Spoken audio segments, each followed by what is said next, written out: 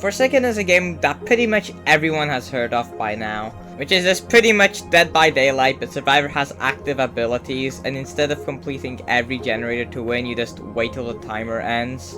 Or you can be a killer and just kill everyone else before the timer ends. But it definitely gets more complicated than this, and once you actually learn how Forsaken works with all the survivors and killers, it becomes way more fun. So this video explains how to get started in Forsaken, and also explaining the basic things like survivor and killers and generators and everything else. These timestamps will explain what I will be talking about in the video. Anyways, let's just begin the video already.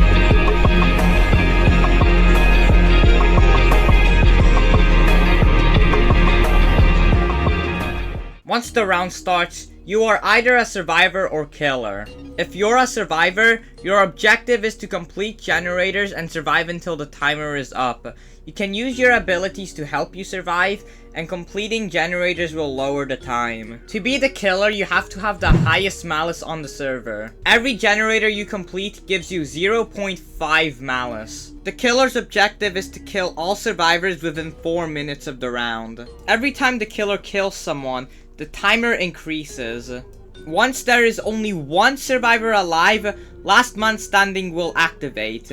I'll explain more about Last Man Standing later in the video.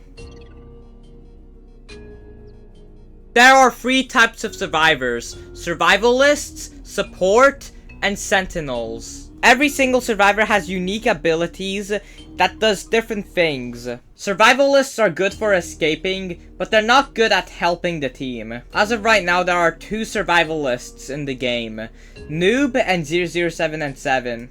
Noob has a Bloxy Cola ability that when used, gives him speed 1 for 10 seconds. This can be used to outrun the killer. His second ability is Stale Skin Potion, which when used, makes him super slow, but can tank a lot of hits. The effect will run out once the killer does enough damage, or when the effect runs out naturally, which is 6 seconds after using the ability. If it runs out naturally, you get speed 2 for a really short amount of time. The final ability, Ghost Burger, when used, gives you undetectable 1 and invisibility 3. Invisibility doesn't matter since the killer can still see you. Undetectable counters some abilities. For example, 1x's Unstable Eye, which gives the locations of all survivors of the map. However, if you have Undetectable, your location will not be revealed to the killer. 007 and 7 is really good at tricking the killer. His first ability, Clone, will send out a clone that can trick the killer. His second ability, Cool GUI, teleports him to the furthest spawn. This is good for escaping the killer, but make sure you use this ability when you have a lot of distance between you and the killer. His third ability, Inject, this changes how the clone will move. Your clone movement can either be aimless, which will just make it run around randomly, Pathfind, which will go and try to find the furthest spawn, or Cursor, which will always follow your cursor. 007 and 7 also has a passive, which will just tell him where the furthest spawn is. Here's a tip: if you have super low HP and time it really well, you can actually get the killer to kill your clone instead of you. Now we have the supports. Supports help the team, but can be really easy to kill. The supports are Elliot, Builderman, Dusakar, and Taff. Elliot can heal survivors with his Throw Pizza ability. And Rush Hour gives you speed 3 for 3 seconds, but you can only use it once, and to get the ability back, you need to heal a player that isn't an Elliot. Bullerman can build a sentry, which can attack the killer. When the sentry is attacking the killer, it gives the killer slowness 2. The slowness lasts until the sentry is either destroyed or the killer is out of the radius of the sentry. Builderman's second ability is placing a dispenser, which heals survivor 1 HP per second. Builderman also has a passive where he gets to see the radius of his and other Builderman's buildings. Tap can set up a tripwire. When it's set up and the killer steps on a tripwire, it reveals the location of the killer to every single survivor. Do remember that the killer can destroy the tripwires. If the killer steps on a tripwire, the killer will get slowness 1, and the killer's location will be revealed to every single survivor. Second ability, subspace trip mine. When the killer is close enough, it will detonate. Once the killer gets exploded by the subspace trip mine, the killer will get helpless and subspace free. Keep in mind that you can accidentally explode yourself. If the killer attacks the subspace trip mine, that means the killer's only gonna get subspaced 1 and will not get the helpless effect. The helpless effect disables abilities, by the way. Dusikar's first ability, Spawn Protection, gives the survivor some sort of force field. The force field gives the survivor resistance 4, which means the survivor will take way less damage than normal. Dusikar's second ability, Plasma Beam. When used, you have to really aim it, and if it hits a survivor, it gives the survivor speed 1 for 4 seconds, and if it hits the killer, it gives the killer slowness 2 for 3 seconds. Now we have the Sentinels. Sentinels can stun the killer and can really help the team by stunning the killers. The Sentinels are Shadletsky, Guest1337, 2-Time, and Chance. Shadletsky has a slash ability which when used on the killer, stuns the killer. Keep in mind it is super easy to miss. Shadletsky's second ability, Fried Chicken, heals him. While Shadletsky is eating his chicken, he is way slower and he cannot sprint. It is recommended to use this ability when the killer is far away from you. Guest is all about predicting the killer. Blocking will cause the guest to block, which then, if the killer hits you whilst you're blocking, you can then punch the killer. If you block and punch fast enough, you'll parry. Keep in mind you can only punch if you successfully block an attack. His other ability is Charge, which when charging at the killer, will knock back the killer, which can give distance between the survivor and the killer. 2-Time can have 2 lives if you stun the killer a lot. I'll explain Ritual first, since whenever you start a game, you should always place your Ritual super early on the game. Wherever you place your Ritual is where you're gonna spawn in your second life.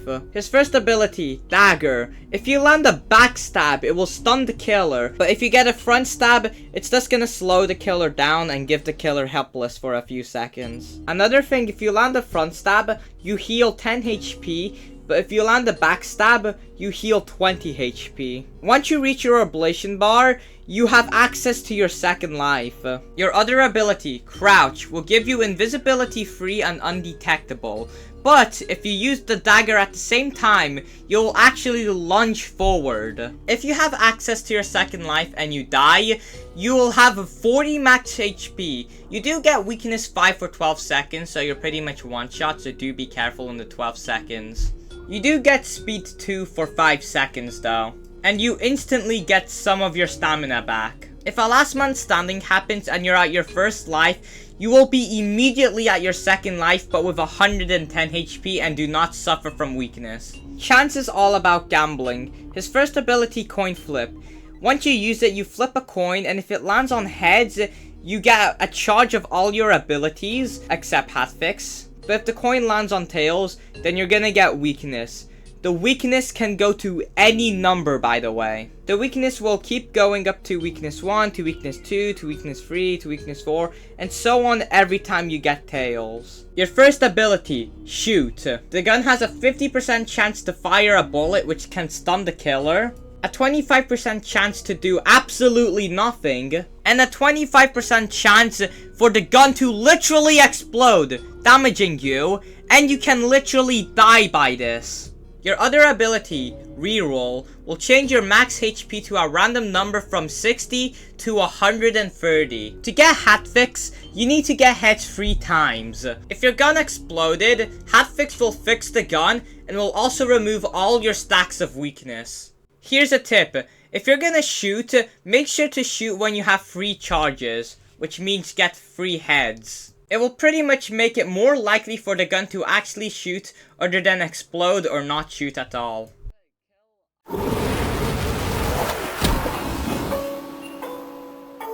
There are 4 killers in Forsaken, them being Jason, Cool Kid, John Doe, and 1x1x1x1.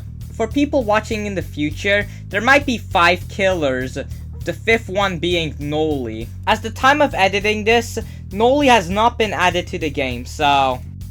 Jason is the killer that everyone starts with.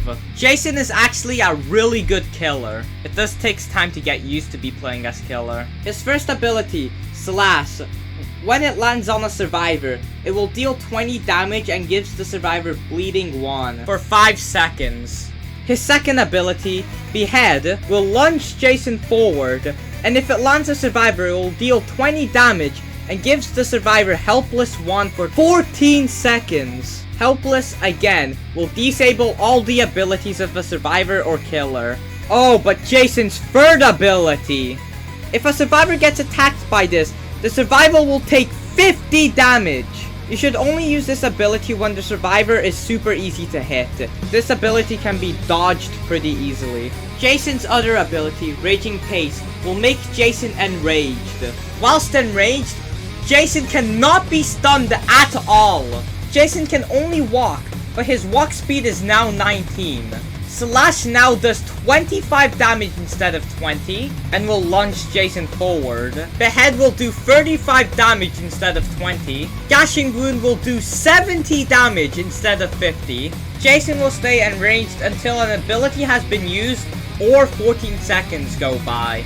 Jason has a passive ability where his terror radius is smaller than other killers. Cool Kid's first ability is Slash, which when hit on a survivor deals 26.5 damage. Cool Kid's second ability, when Cool Kid uses this ability, it will throw out some sort of rock, which when hits on a survivor will deal 15 damage, and the survivor gets slowness 1 for 4 seconds. Cool Kid's third ability, Walk Speed Override. Cool Kid will lunge until he hits a survivor, object, or if he lunges for way too much. If you hit a survivor with Walk Speed Override, the survivor will take 25 damage and will get Burning 1 for 10 seconds. In total, the damage taken is 40. Cool Kid's last ability is Pizza Delivery. This will summon minions, and the minions always know where the survivors are. It will target the closest survivor, and if a minion attacks the survivor takes 15 damage, gets slowness 3, and gets Burning 1. Not only that, the survivor's location to the killer is exposed. I'm gonna talk about John Doe's last ability first since it's a quick one. 404 arrow gives the location to every single survivor. John Doe's slash ability does 28 damage. Corrupt Energy sends out a wave of spikes. This can be used to block survivor's path or damage the survivor. Damaging a survivor gives John Doe a speed buff. Speed 1 for 7 seconds. Digital Footprint kinda works like a trap. If a survivor steps on it, the survivor will take damage over time. You get speed, they get slowness. This ability can be used to block off some areas. I'll talk about Unstable Eye first. Unstable Eye gives the location of every single survivor, but it also makes 1x blind for a couple of seconds. 1x will also get speed 1 for 7 seconds after using Unstable Eye. 1x's slash deals 20 damage. Mass Infection takes a wind-up, but after the wind-up is done, 1x creates a shockwave. If a survivor gets hit in a shockwave, the survivor will take 35 damage, gets glitched 1 and poisoned 1 for 5 seconds. Do keep in mind that Mass Infection can be heard within a 400 studs radius. The wind-up sound effect sounds something like this. 1x's third ability, Entanglement. If a survivor gets hit by it, the survivor will be forced to do a minigame, and the survivor cannot move until the minigame is complete. It will also give the survivor Helpless, and 1x will get Speed 2 for 3 seconds. 1x's last ability will give 1x's minions to every survivor that died.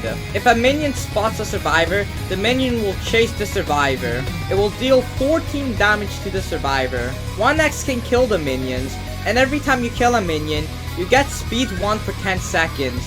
The speed will stack up to speed 3. As of right now, there's 2 items in Forsaken, Bloxy Cola and Medkit. The Bloxy Cola is slightly different from Noob's Bloxy Cola. Instead of giving you speed 1, it gives you speed 2 for 10 seconds, but it takes way longer to actually drink the damn thing. The last item is Medkit, which when used gives you 80 HP. It's recommended to use this item when you're far from the killer though. If you double click on the item, you will drop the item. You can give items to other players, which you should definitely do because some people might need it more than you. So stop being a selfless little...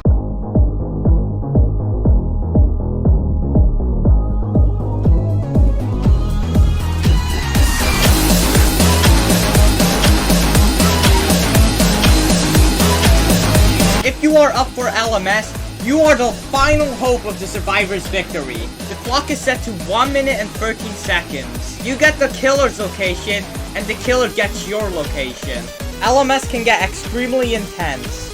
There will be fire music in the background, but there's also special encounters. For example, if the final survivor is 007 and 7, and the killer is Cool Kid, a special LMS song will play instead of the default LMS song. This also happens with Shiletsky and 1x, and also happens with the Just Shapes and Beats skins. Although skins do not affect the timer. Some skins, for example Vanity Jason or Garterpoon John Doe, have their own unique LMS songs. Now that you know all of this, what should you really do to get started? Well, you should just find a survivor. There really is no best survivor, and that also goes for the killers. There really is no best killer. It really depends on what you like to play. You could be a support, sentinel, survivalist, or whatever. So go find out your main. This game does take practice though, so the more you play, the better you get, and you'll probably find your main character by then. Okay, I'm gonna end the video now, so...